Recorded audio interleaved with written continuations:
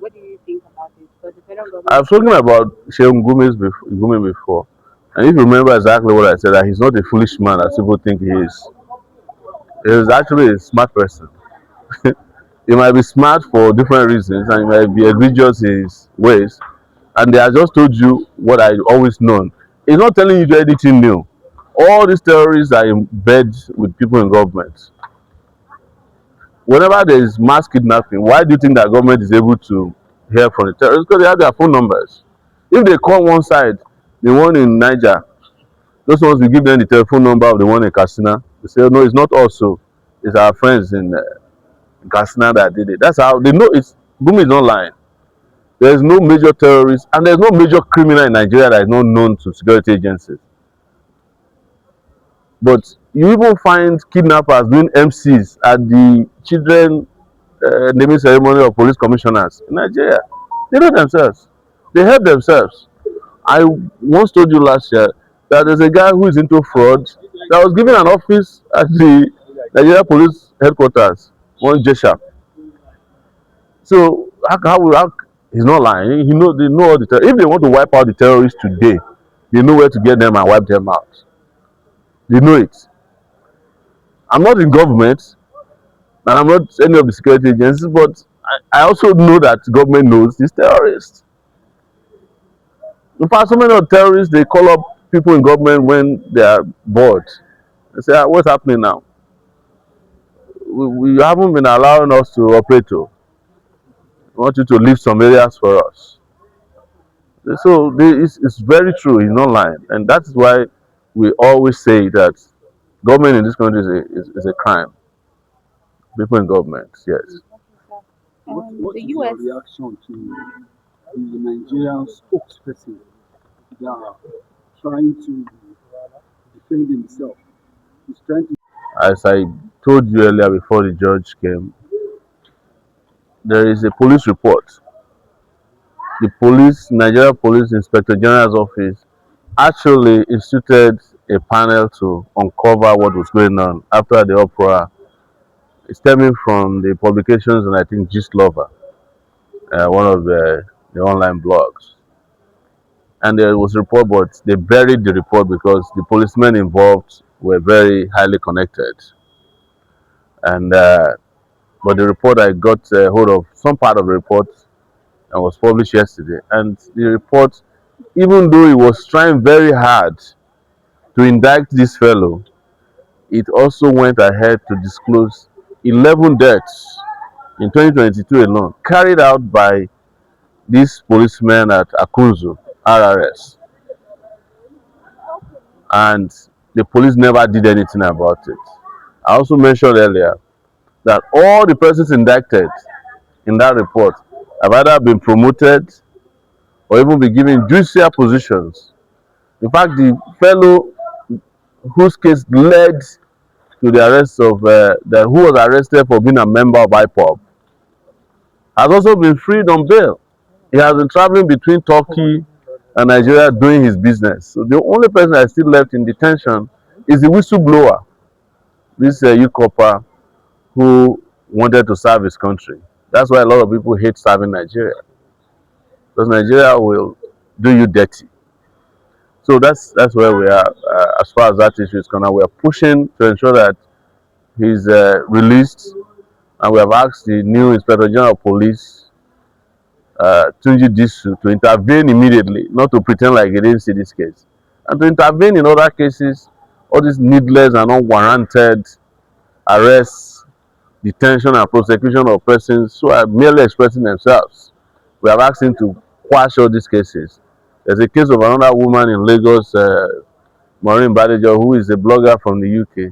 The police authorities there connive with pastors, Pastor Suleiman, Apostle Sule, woman, and another apostle, another priest in Lagos, Daniel Olukoya, Dr. Daniel Olukoya, to arrest this woman.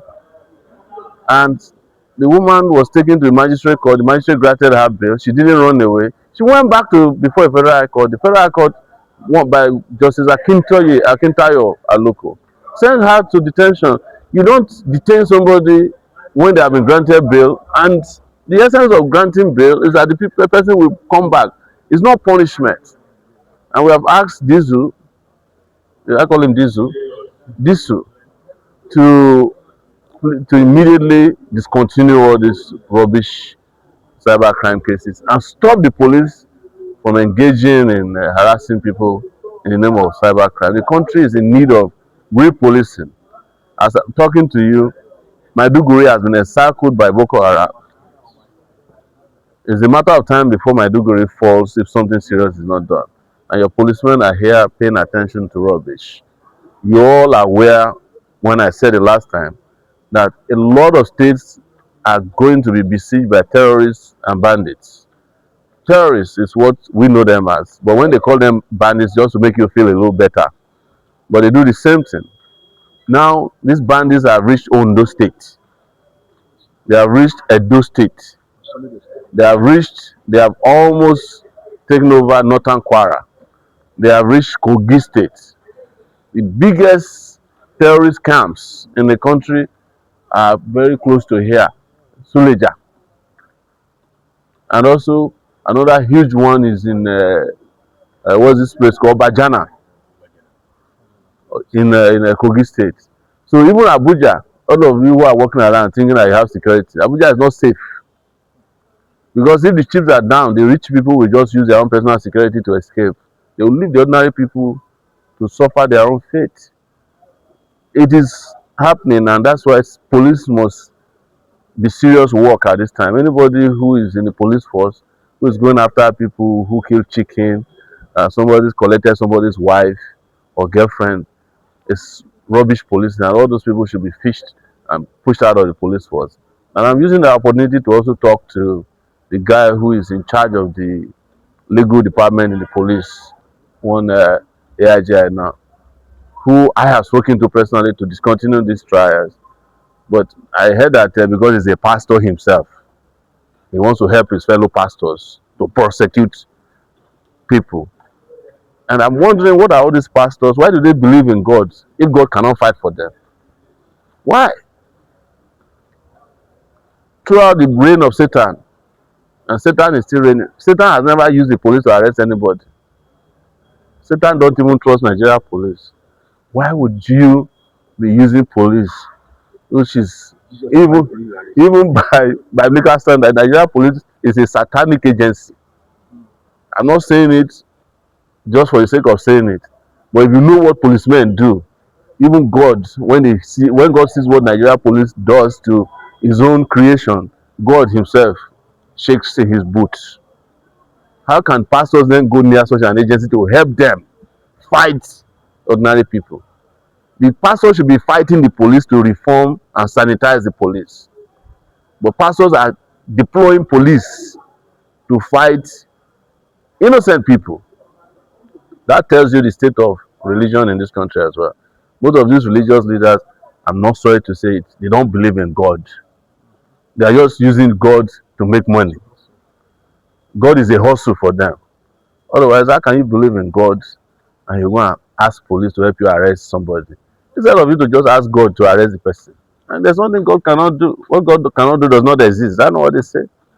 So why don't they trust God to fight their battles and they go to police, a godless organization, to go and carry out this fight for them? Yes. Okay, so the Electoral Act now stipulates that certificate forgery cannot stop um, the politician from contesting for office. If they come and they have forged certificates, we cannot stop them from contesting. So What do you expect when the president of the country, Nigeria, cannot trace where he got his certificate from? He can't. There's nobody who knows where Tinubu graduated from. Only Tinubu himself knows the university he graduated from, the university he went to secondary school at, the university the primary school he went to. So it's natural that certificate forgery will no longer be a crime. It's going to get to a point where everything you think is a crime will no longer be a crime in this country, including drug peddling. They will soon tell you that it's not a crime to carry cocaine and distribute heroin.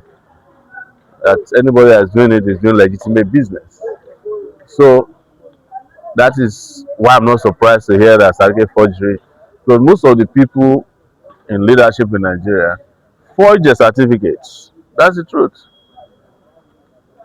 Tinubu, nobody knows where his certificate came from. Wike, Wike has 2 birthdays as a person. Nobody can tell you that this is how Wike actually, where the year he graduated from law school. Everybody just saying that Wike is a lawyer, Wike is a lawyer. And you cannot hear any case that Wike has ever won before as a lawyer. You talk about Akpabio, I think he's a lawyer too. Maybe those ones, I don't know.